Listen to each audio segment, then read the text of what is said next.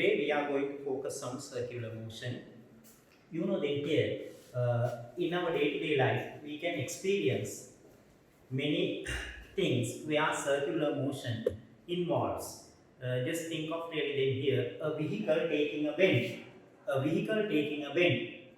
A vehicle taking a bend is an example for circular motion. Again, when you think of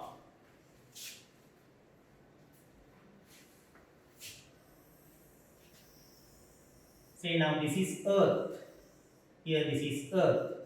Now let's consider a satellite moving around this. That is also an example for circular motion. Again, you know then here at home, then when you think of the washing machine, right? So then here the drum performs circular motion, right? So then here like this we can experience many day-to-day activities involving circular motion. So then here now we are going to learn really then here some basic principles first on circular motion. Beforehand, I must really then here remind you what is rectilinear motion a little. Say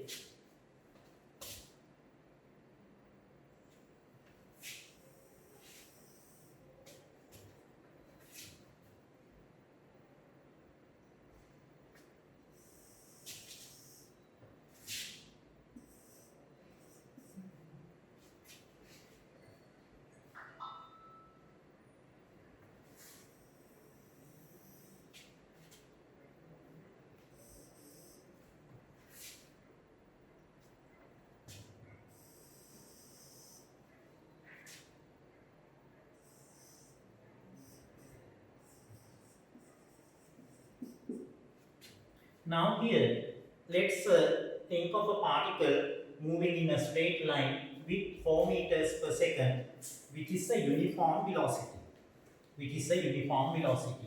Uniform velocity means velocity you know already, that is a vector. Velocity is uniform. What do you mean by that? That means the magnitude and the direction of this particular vector remains constant with time.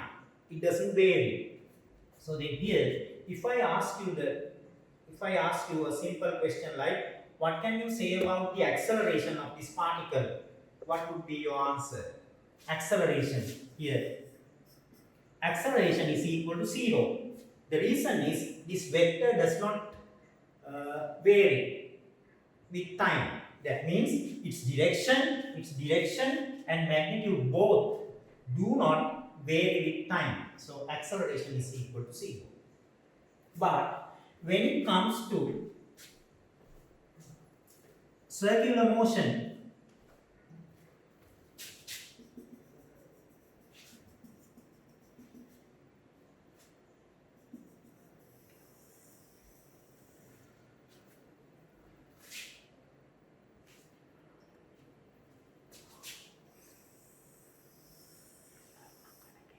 now let's think of a particle moving in a circle.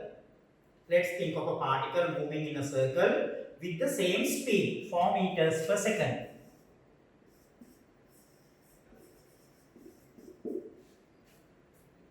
Here, what can you say about the acceleration? What can you say about the acceleration of this particle while the particle moves along this circular track? So then here, what would be your answer? Then here, we already know acceleration, velocity is a vector. So then here, a vector can be changed in 3 ways. What are they? A vector can be changed or can be varied in 3 ways. They are by changing magnitude.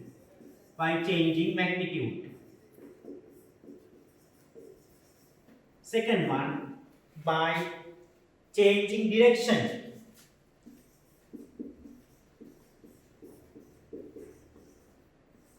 Third one, by changing both magnitude and direction.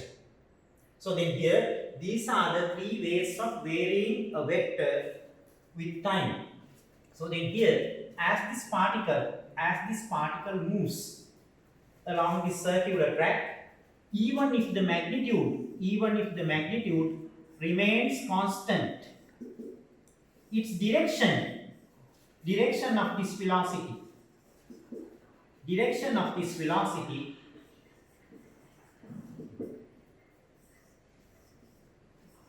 varies with time. Right? Did you understand? That means here the magnitude remains unchanged with time, but direction continually changes as the particle moves along this circular track. That means direction, if you don't know how to determine the direction of the particle at a particular point, how to determine the direction, this is the way. That means at that particular point, we have to draw a tangent line. Say for example, at this point P, draw a tangent line at point P. So then here the direction of the tangent indicates the direction of the particle at this particular point. So then here, now it's quite clear to you, that means as the particle moves along this circular track, its direction continually changes even if the magnitude remains constant. So now what is the conclusion really then here from this simple test? Here we can conclude this velocity vector changes. The vector velocity changes with time because direction changes. Since direction changes, velocity varies. Velocity varies with time. So now we can say the particle is accelerating. Now the problem is, in which direction does this particle accelerate? Now the we'll try to understand that.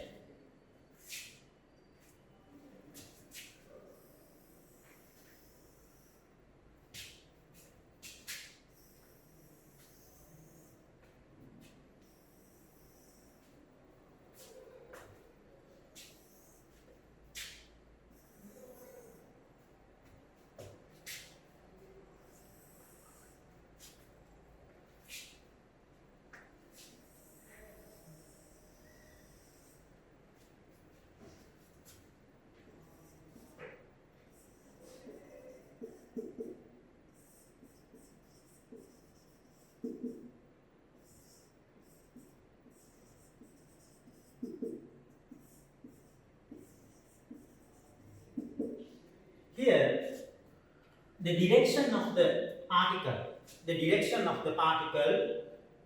changes directed towards the center. Direction of this velocity varies with time, directed towards the center. That means here, now we can conclude this particle changes its velocity directed towards the center. So the particle is said to accelerate towards the center. This particular acceleration is known as centripetal acceleration. So this is centripetal acceleration. So now here, we have arrived at a very significant conclusion here. As a particle moves in a circle, even if with a uniform velocity, with uniform speed, then it has an acceleration towards the center. This particular acceleration is known as centripetal acceleration. That is centripetal acceleration.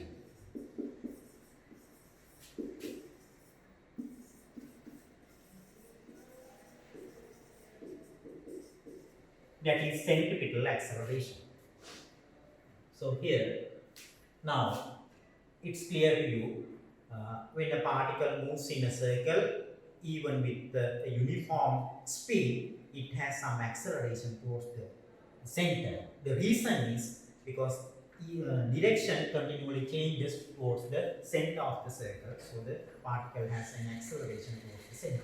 That is centripetal acceleration. Now,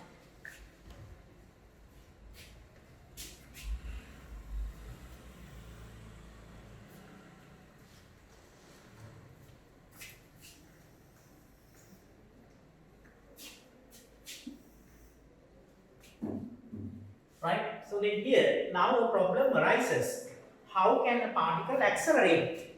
A particle cannot accelerate spontaneously. An object cannot accelerate spontaneously. Right? Say for example, if I drop this marker, right, from this position, from rest. So then here, what can you say about its motion until it reaches the ground? So then here, that is not uniform velocity. It is not moving with uniform velocity. It is not decelerating. In fact, then here it is accelerating until it touches the ground. The reason is because this marker experiences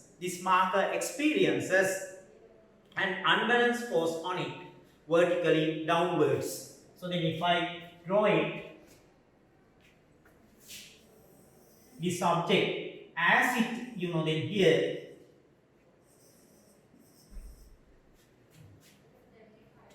as it moves downwards, it accelerates downwards. Why? The reason is it experiences an unbalanced force. That means it experiences its own weight. There can be some, then here, negligibly small air resistance. That is negligible. So then here, the only force acting on this object is now its weight. So this weight causes this object to accelerate until it reaches the ground. So then here, now we can go back to the previous example. I told you, an object cannot accelerate spontaneously. So then here, that means that particular object must experience an unbalanced force along the same direction of acceleration. Right? Unless there is an unbalanced force, an object or a particle cannot accelerate. So then here, as this particle moves along this circular track, you have already learned. Now this particle accelerates towards the center. In fact, then here this happens because this particle experiences some unbalanced force towards the center. Because of that only, the particle accelerates towards the center. Now, from where do we get this unbalanced force? That has to be, then here provided to the particle. That has to be provided to the particle. Unless the particle experiences an unbalanced force, it won't, then here accelerate. So then here, now I will get you to understand some practical examples in our day-to-day life. Say for example,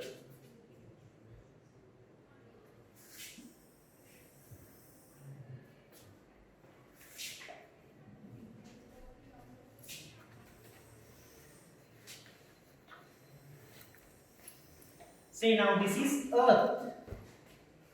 Here this is Earth. Now let's think of here a satellite orbiting the Earth.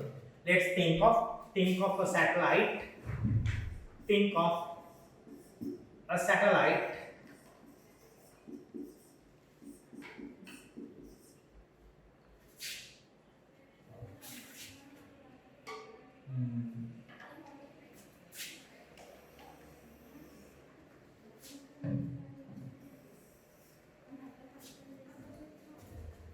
let's consider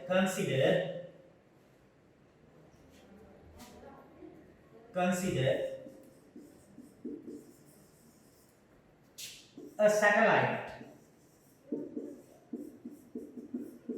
orbiting the Earth.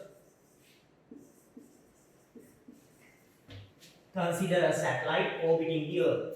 Right? Now here, for this satellite moving around the Earth, it must necessarily experience an unbalanced force on it towards the center of this orbital path.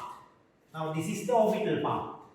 So then here, necessarily this satellite must experience an unbalance on it directed towards the center of this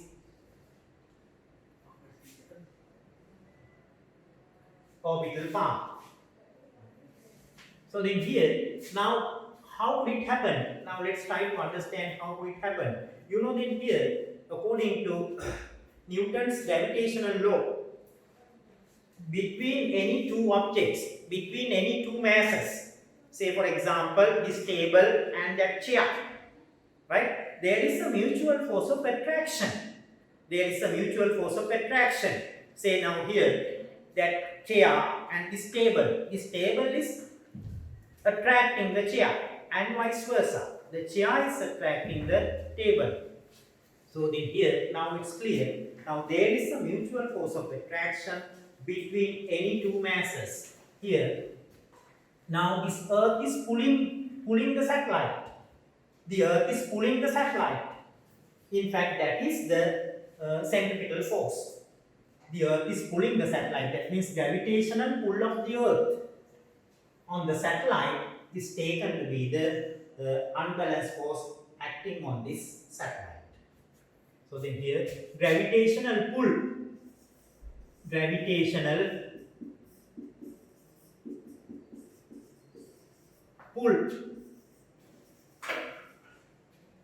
of the earth on the satellite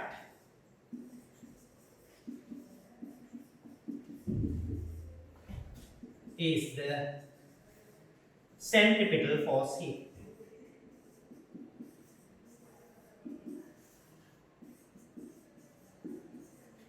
Right? So now it's clear. The agent that provides the centripetal force here, that is the gravitational pull of the earth.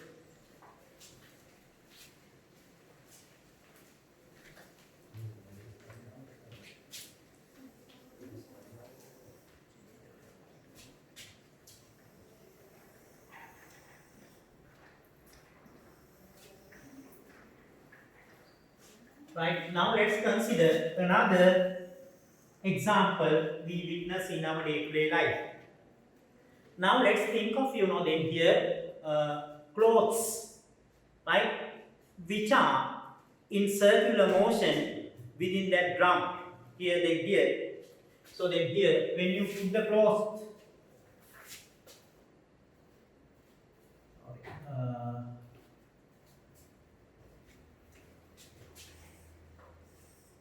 so then here you may have witnessed when the drum is then here rotating, the clothes are then here the clothes are leaning against, they are leaning against this then here drum, the wall, the drum of the washing machine. The drum is now then here it is executing circular motion. So now what provides the necessary centripetal force for this then here clothes to perform circular motion?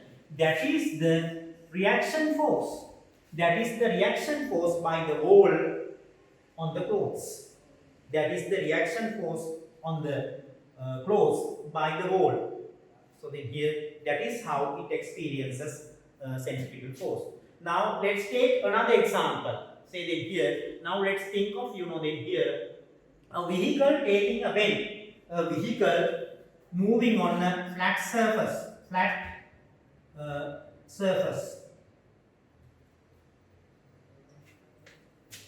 Let's think of a vehicle moving on a flat surface.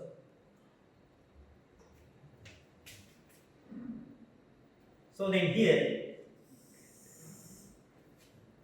as it takes the bend, so then here, for the vehicle to take the bend, then here, when it takes the bend, it experiences necessarily. So then here now, when the vehicle takes a bend, it is a part of a circular motion, right? When a vehicle takes a bend, it is a part of a circular motion. So then here, I have here drawn just a part of that. Then here, now here what provides the necessary centripetal force? What provides the necessary centripetal force here? So then here, it is the then here frictional force. Now you may have experienced when you are really in your vehicle while taking a bend, right? You feel like being drawn away from the bend. So then here, when the vehicle takes the bend, you feel like being drawn away from the bend. So then here, to overcome that, then here the friction, that means the friction acts on this object really then here in the opposite direction. So then here, when a vehicle moves,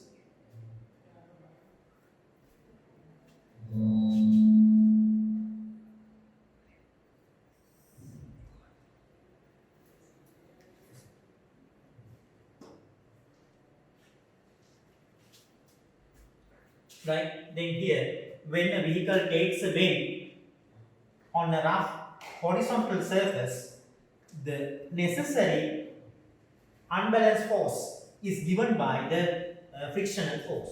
Here now this friction is the unbalanced force, right? So then here that is the centripetal force. Now the object really here, the vehicle can maintain this circular motion.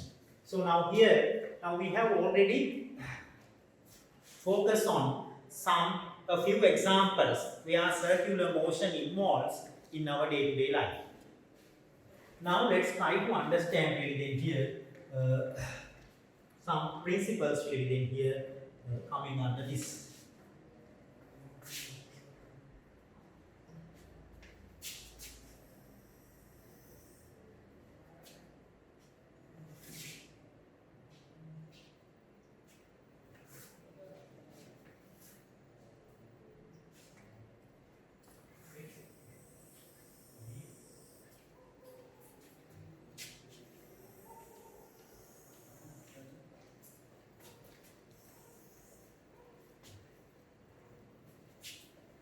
Right, then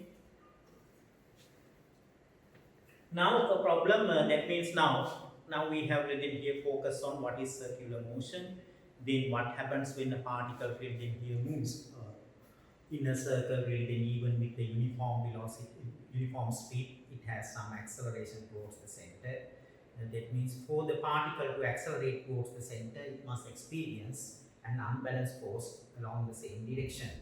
And also written here, I got you to understand a few practical examples where circular motion involves. Now,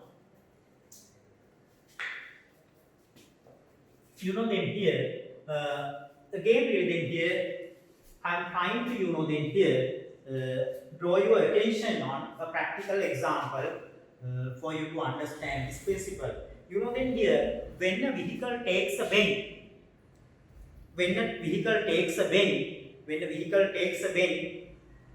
you feel like being thrown away from the bend. That means you experience, of course, a centrifugal force. That is not a real force really. That is a fictitious force. That is a fictitious force.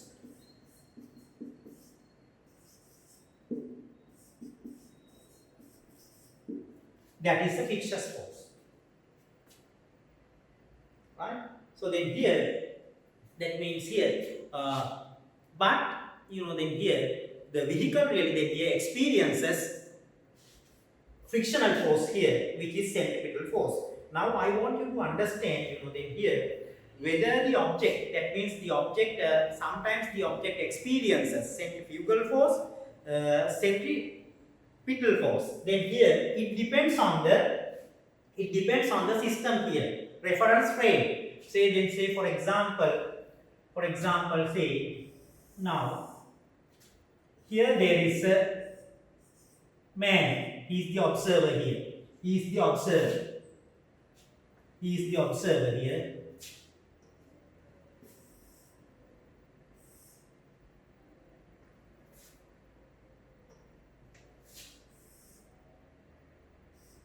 Right. Now this is the vehicle. Now this observer, he is at rest. The observer is at rest. So then here, now the vehicle takes the bend. Right? Now there are some people really here, there are some passengers, there are some, say then you are in the vehicle. Right? There is another man really here outside the vehicle observing this motion. This is observed.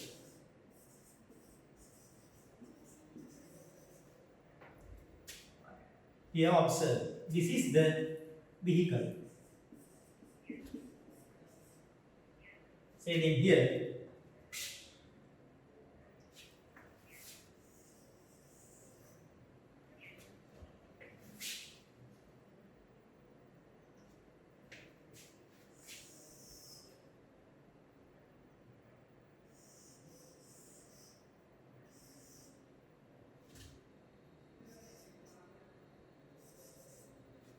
you are capital A, say then observer, let him be capital B, he is capital B.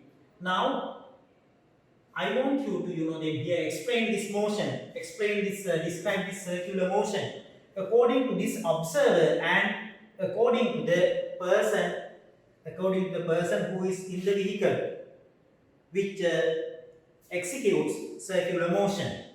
Now, say then here, according to the observer. Now, when you read it here, when you observe this motion, you notice the vehicle experiences a centripetal force. The vehicle is moving like towards the bend. That means now you are at rest. So then here you observe the vehicle experiences a centripetal force. Now this frame, now you are at rest. So then this frame is known as inertial frame. Inertial frame. Inertial frame.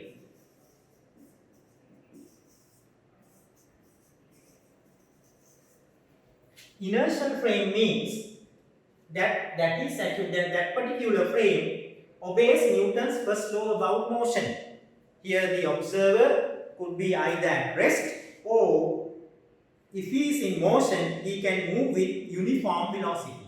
He can move with uniform velocity. So now he is in an inertial frame, right? So then here the observer who is in inertial frame,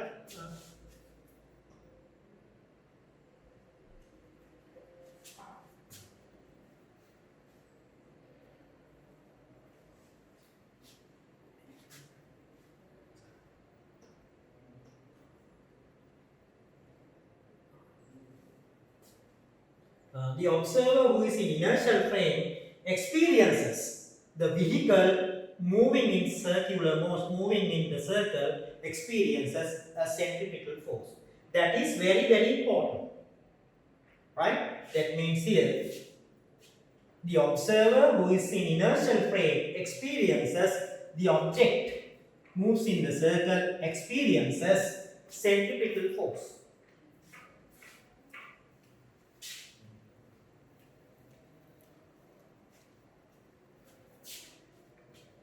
Centripetal force. That means inertial frame.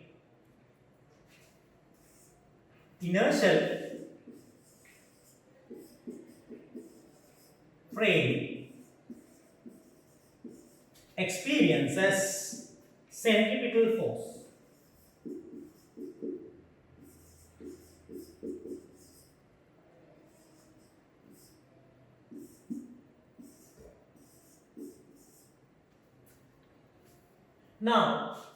Now practically you have understood. Now you are in the vehicle, right? While taking the bend, as I told you, actually then here you may have experience when you come to school, when you go back home, when you attend classes. That means when we are in the vehicle, when taking a bend, you feel like being thrown away from the bend. That means there you experiences a centrifugal force. Centrifugal force. I told you it is a viscous force, centrifugal force. Now here, those who are in this, then here, accelerating frame. Now the vehicle is accelerating. I told you then here now, when an object moves along a circle, even with a uniform velocity, uniform speed, it has some acceleration towards the center. So now this is an accelerating frame. This is an accelerating frame here. So then here, those who are in the accelerating frame, you are in the accelerating frame now. Now, the one who is in the accelerating frame experiences a centrifugal force. Centrifugal force. Accelerating frame.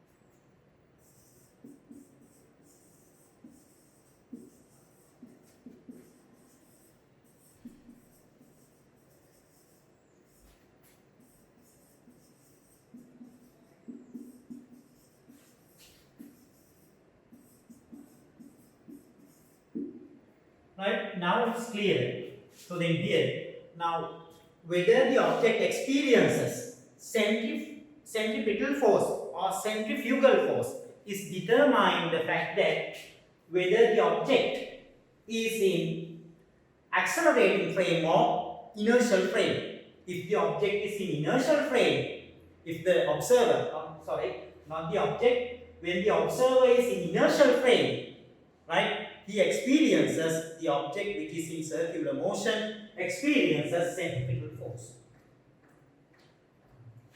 If the observer is in that accelerating frame, that means in the object which is, which is in circular motion, he experiences centrifugal force. He experiences centrifugal force. Accelerating frame means, accelerating frame, there is another term for that. That is non-inertial frame. Non-inertial frame.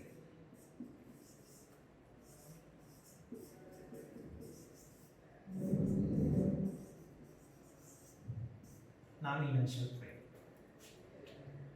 Right? That is non-inertial frame. So then here, now this is very, very important.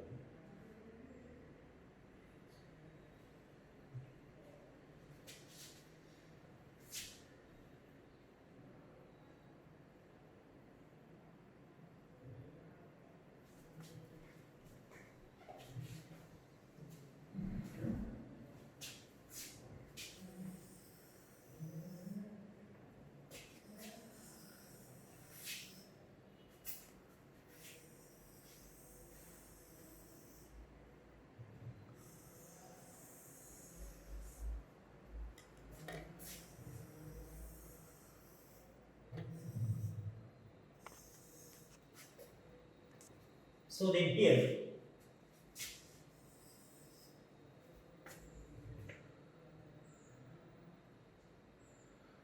right? Now I hope that here you have understood when does the observer, as to when does the observer notice that the object experiences centripetal force and centrifugal force. Right? Centripetal force is experienced by the object when the observer is in an inertial frame. When the observer is in a non-inertial frame, the object experiences, he notices that the object experiences centrifugal force. Okay, now we'll try to understand really here now. Then here to describe circular motion, we require to know some physical quantities. We require to know some physical quantities to describe when describing circular motion. First one, then here angular displacement. Angular displacement.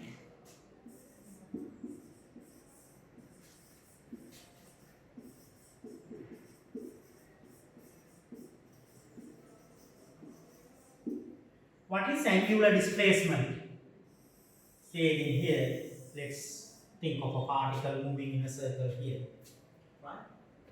Then here, when you switch on the stopwatch, say now here the particle is here at t equals 0.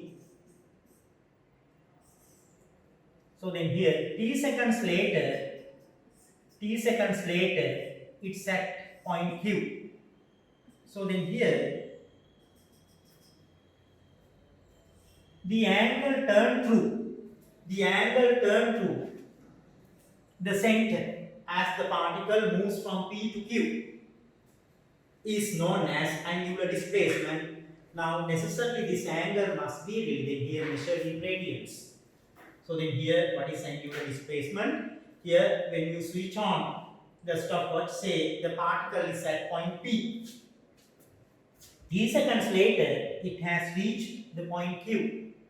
Now the angular displacement taken place within this time interval t is taken to be theta radian.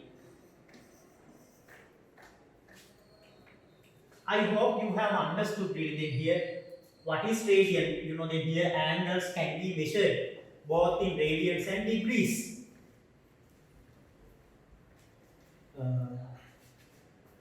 Now that is angular displacement. Then we'll go for angular velocity. Angular velocity is first one. Second one, angular velocity.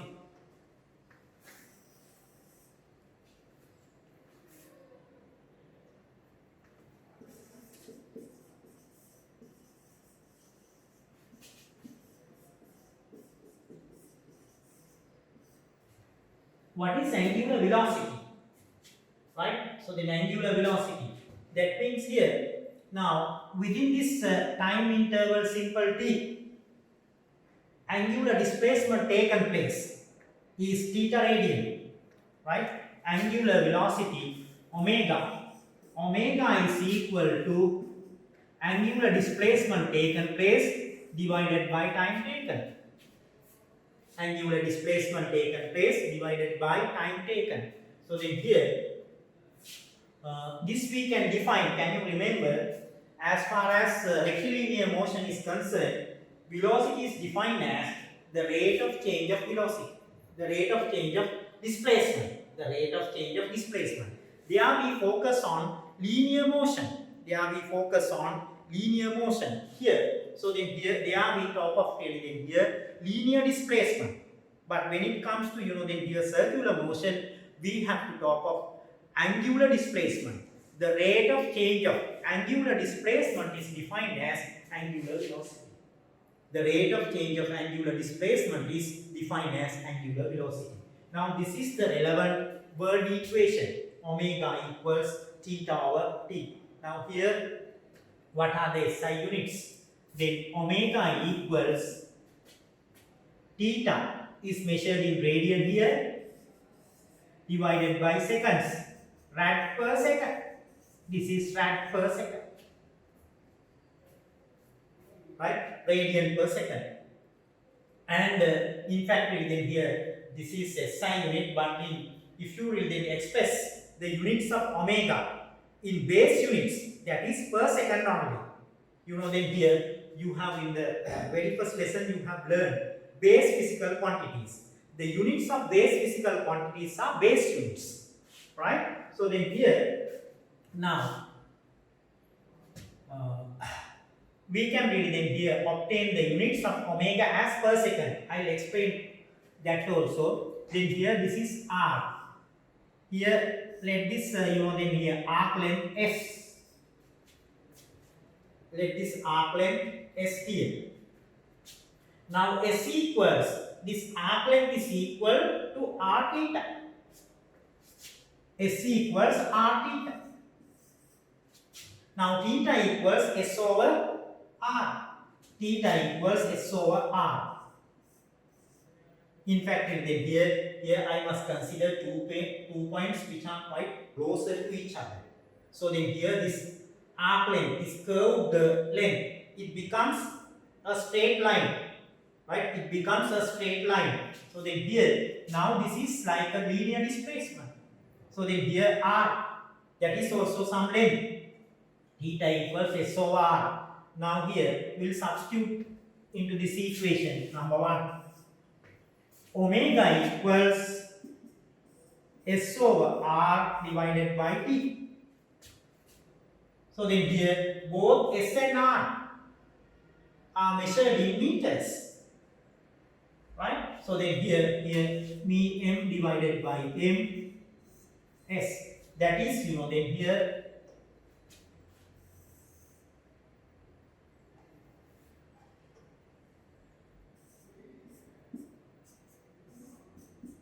per second. Right? Now here omega has a unit of 4 seconds. Its unit can be expressed as per second in base units. SI is radian per second. If you are to then here find the units of omega, it could be either per second or radian per second. Radian per second is the SI unit, but per second, that is in base units. Right? That can be taken as per second even. Right here. Now, angular velocity, angular displacement we have understood, angular velocity we have understood, its unit we have understood. Now angular velocity, is it a vector or a scalar quantity? Is it a vector quantity or a scalar quantity? In fact, omega is a scalar quantity. Omega is a vector quantity. Angular velocity is a vector quantity. So then here, vector quantity means it has a direction and a magnitude. It has both direction and magnitude. It has both direction and magnitude. Then here, say for example, now when this fan is in operation, say now here the fan, here the vanes of the fan, they are rotating about this vertical bar, vertical axis here, right? So then when the fan is, then here, say then here rotating, vanes of the fan are rotating, say then here anti-clockwise sense this way. So then here what happens? Then here direction of omega. Then here direction of omega can be defined, can be determined by applying right-hand grip rule. When the vanes of the fan are rotating this way, then here how can we determine the direction of omega? We can apply the right-hand grip rule this way. That means you point your four fingers of the right hand except the thumb, right, towards the direction of the vanes of the fan. Then omega, then here omega is represented by the direction of the thumb. Is it clear to you? So then here, say now here, this is rotating this way. This is rotating this way. When the object is rotating in this direction, so then omega can be determined by applying right hand grip rule this way. How? That means you can curl the four fingers of the right hand except the thumb along the direction of this rotation. Now the thumb will indicate the direction of omega. So omega is a vector quantity, right? If the object is rotating this way, now we can apply. Right, we can apply the right hand grip rule in this way, right? So that means here now the four fingers except the thumb are curled along the direction of the motion. The thumb points directed towards omega. So then here now you have understood omega is a vector quantity and how to determine direction of omega.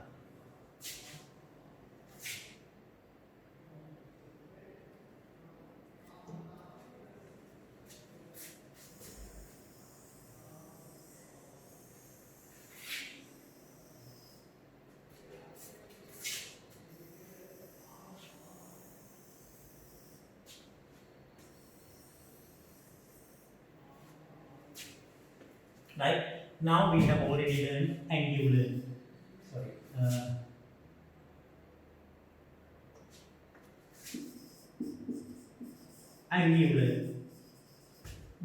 displacement,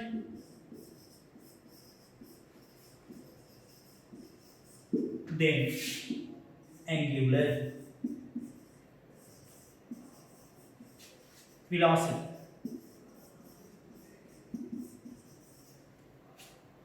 Angular velocity, right? This is theta, here omega.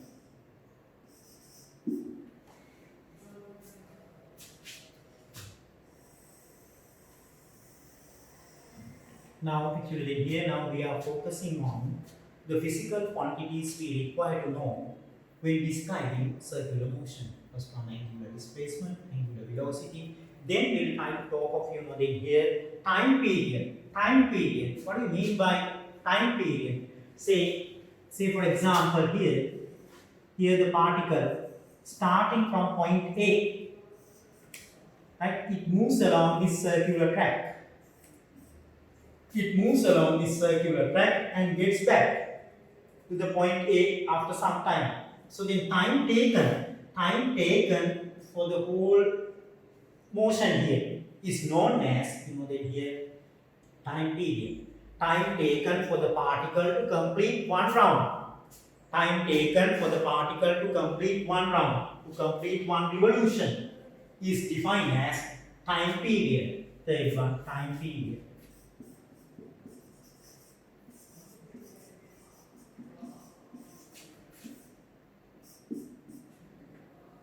Time taken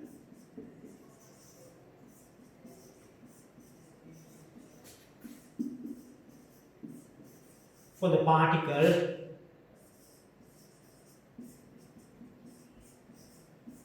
to complete.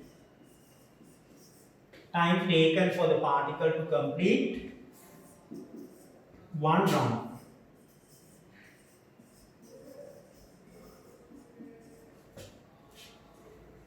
Time taken for the particle to complete one round is known as time period.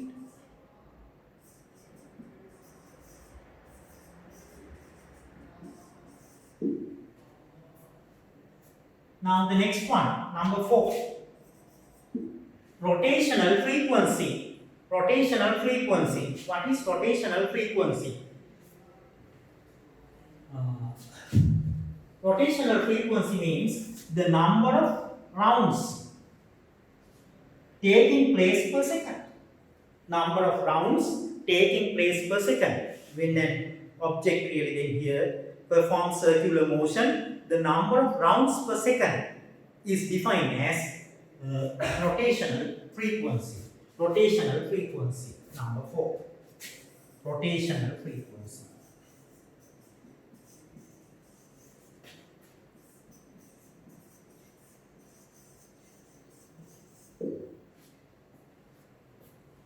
Rotational frequency. That means the number of rounds taking place per second. That is simple F. Now we are going to, then here, now we are going to build up a relationship between T and F here. How to do that? That means time period, then rotational frequency. Here,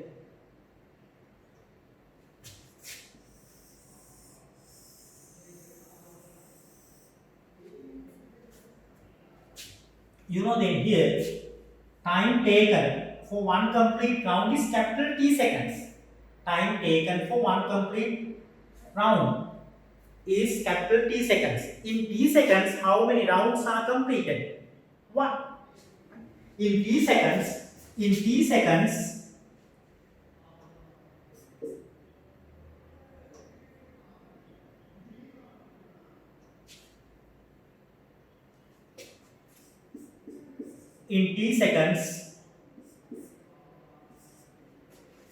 number of rounds completed.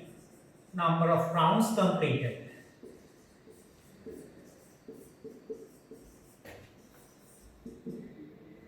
One.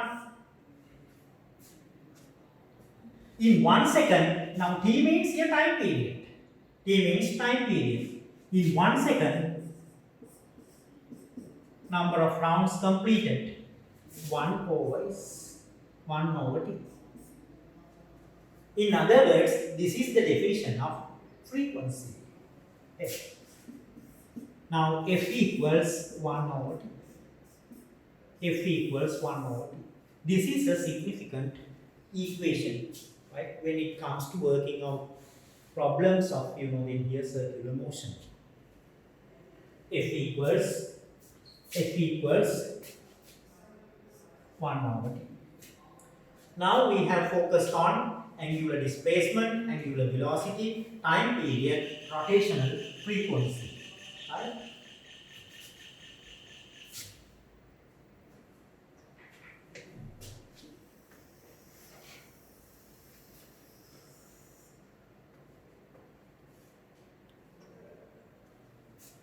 Theta, we have learned omega, we have learned time period, we have learned then frequency, we have learned. From this we have obtained then here T equals, that means F equals 1 over T, right? F equals 1 over T.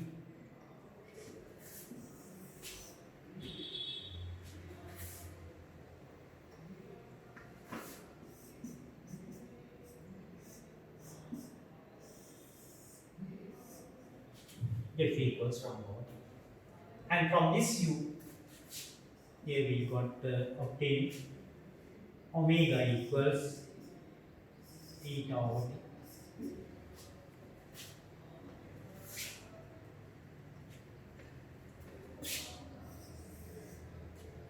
Right. Then here, now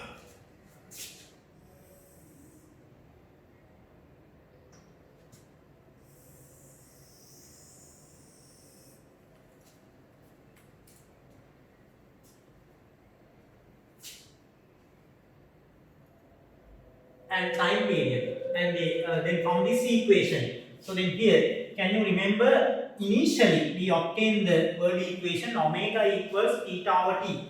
Omega equals theta over T. Omega means then here angular velocity, theta angular displacement taken place, T means time period, right? So then here omega equals theta over T.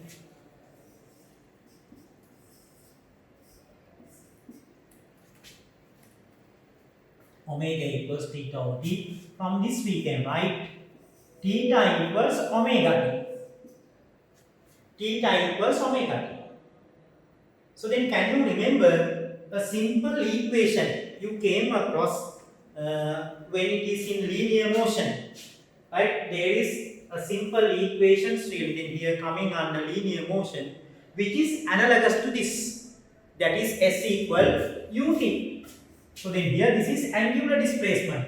When it comes to then here rectilinear motion, that is linear displacement S. Here in place of then here we find angular velocity, there we find linear velocity. S equals ut. So then here theta equals omega T is analogous to S equals ut. Now you can remember S equals ut is valid when an object moves in a straight line with uniform velocity. When an object moves with the uniform velocity in a straight line, S equals ut is valid. Similarly, theta equals omega T is valid when an object or a particle moves along a circular track with uniform angular velocity. When an object or when a particle moves along a circular track with a uniform angular velocity, we can apply theta equals omega T. So then here now by applying this theta equals omega T for this uniform motion, we can build up another relationship, then here including T and omega.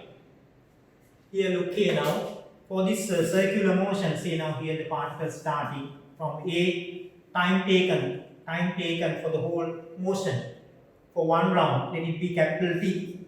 Now let's apply theta equals omega T. Theta equals omega T for one rotation.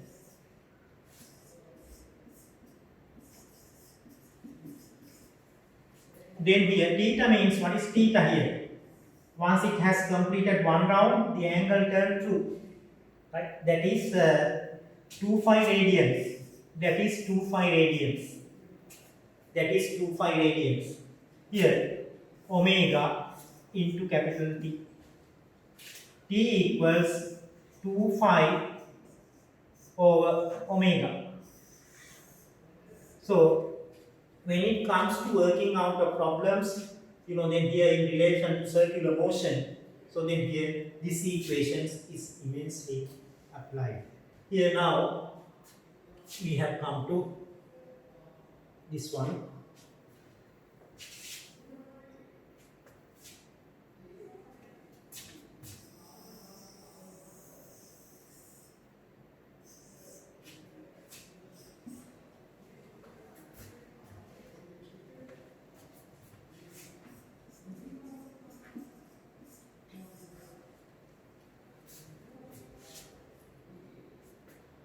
T equals 2 phi over omega. Now here, let this equation be number 1, here number 2, here number 3. From number 2 and number 3, right? from number 2 and number 3.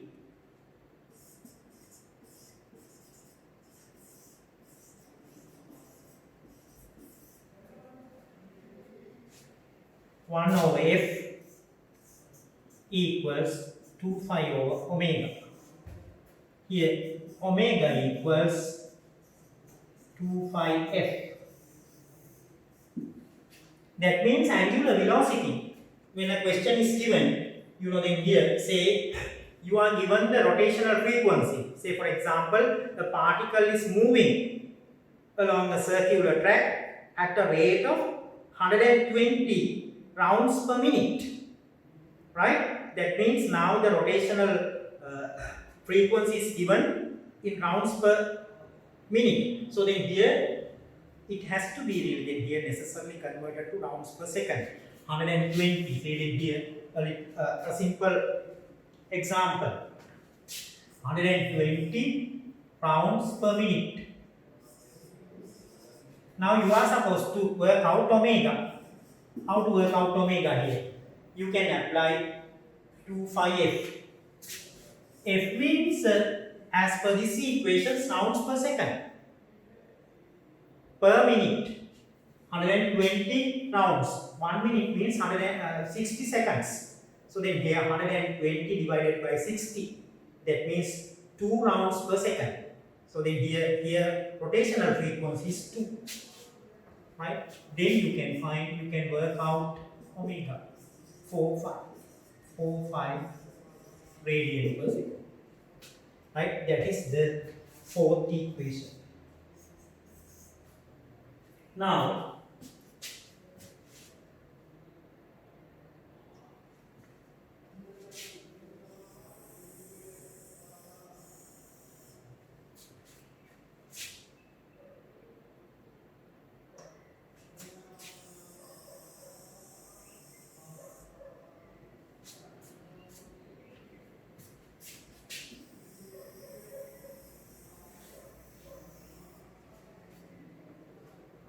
then here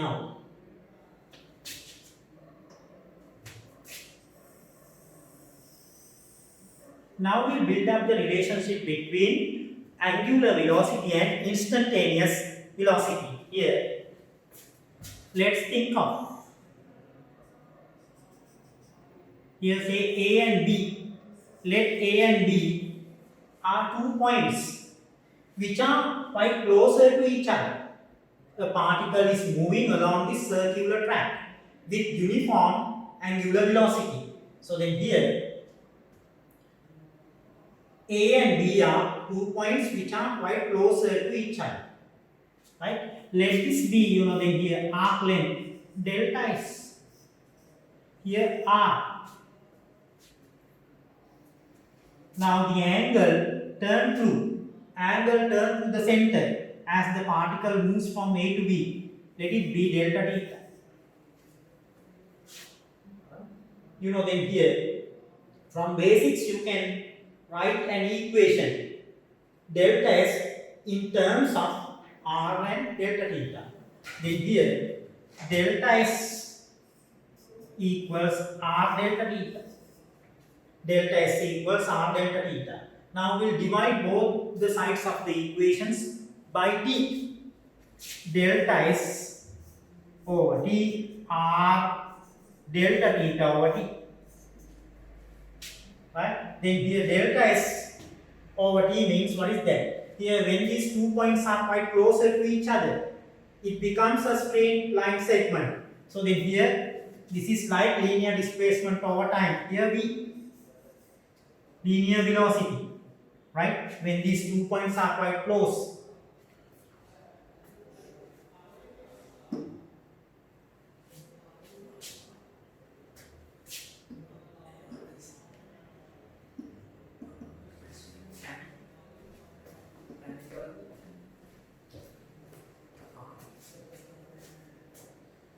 Then here V equals R delta theta over T. Delta theta over T means that is the angular displacement over time taken. That is omega. V equals R omega.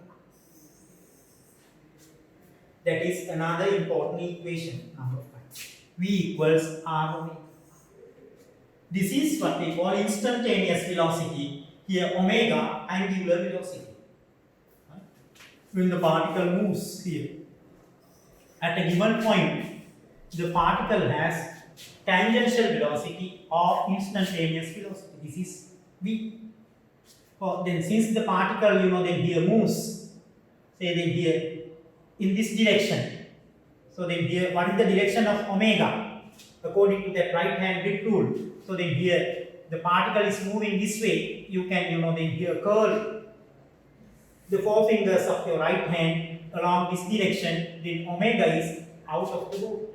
Omega is here out of the board. Omega is out of the board.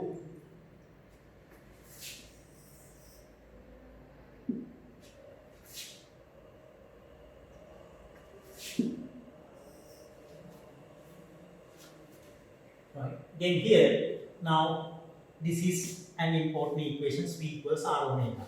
Next one, then here, at the beginning of this lesson, I told you when a particle or an object moves along a circle, it experiences, then here, centripetal acceleration. It accelerates towards the center. So the centripetal acceleration, we are not going to, then here, we are not going to prove, we are not going to, then derive the expression really for centripetal acceleration, so then we can apply the equations really here when it comes to workings. According to our syllabus, we are not supposed to, then derive the equations. You can write acceleration equals, centripetal acceleration equals square of instantaneous velocity divided by radius of the circle. A equals V squared over R, that is number 6. Since V equals R omega, A equals R omega square over R. A equals R square omega square over R. A equals R omega square. A equals R omega square. So then here centripetal acceleration we have now understood. Right? For the centripetal acceleration we have obtained the formula. Right? A equals R omega. Or A equals V square over R. Then the last one. So then here, then the last one. See now here, this particle of mass m moves with v meters per second in this circle. The speed is v, or instantaneous velocity is v. So then here, centripetal acceleration we can work out. Then here, centripetal force. Centripetal acceleration we have already found v squared over r. So then you can apply F equals ma directed towards the center of the circle. Apply F equals ma. Apply F equals ma towards the center. Then here F equals m v squared over r, or F equals m r omega square. Now, I have completed reading here the basic equations which are necessary to work out the problems in circular motion. Right? Today, before ending up this lesson, before we come to the conclusion, end of the lesson, I work out a problem reading here where we have got to apply all these equations.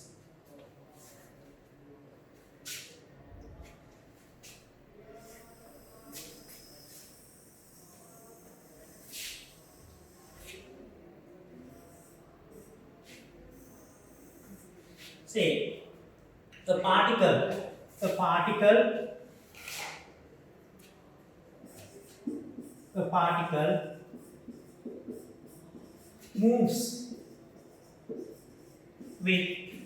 moves at the rate of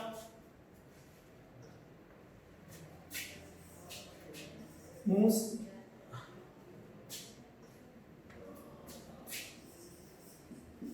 at the rate of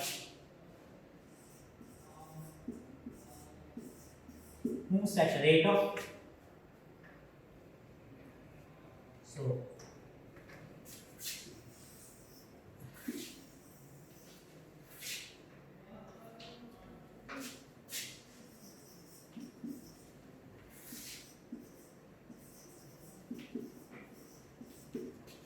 120 RPM in a circle of radius 50 centimeters. So then here I will get you to work out a simple problem where we have got to apply all the equations we have learned today. The first one, common one of that question, find rotational frequency. Find rotational frequency. Rotational frequency means rounds per second. Right here, 120 rounds per minute. Then 1 minute means 60 seconds. So then here 2 RPS. That is rotational frequency. If you are to find omega, angular, if you are to find, say then here, time period, second one, time period, T equals 1 over F, 0.5 seconds. Then the next one, omega, work out omega, angular velocity. Omega equals 2 phi F. Frequency we have already worked out to 4 phi. Phi we can take as 3.14. You can simplify that. Radian per second. Then instantaneous velocity, V equals R omega. R 0.5 meters, omega 4 phi. 2 meters per second. Then acceleration. Acceleration. V squared over R. V squared over R. 2 square over 0.5. 4 square over 0.5. 8 square.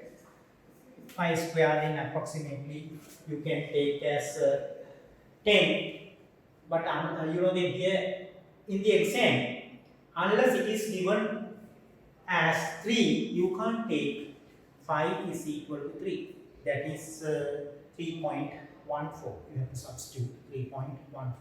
But when sometimes in the paper they give it as, you know, they here 3. Then for your convenience, then you can substitute. Okay, now centripetal acceleration we have to work out. Then the centripetal force, F equals mv towards the center. Say the mass of the particle 200 gram. That means here 0.2 acceleration 8 files. Okay, now today we have written here understood circular motion, right? So then here first then here we went back to, you know, then here rectilinear motion. Then we understood then here difference between rectilinear motion and circular motion. We discussed then here. We focused on practical examples we witness in our day-to-day life, and we came to, you know, then here physical quantities which are required to describe the circular motion. So then here, and we have derived then here some equations. At the end, by applying these equations, we have worked out a simple problem. Next day, we can continue with the rest of the lesson. I will.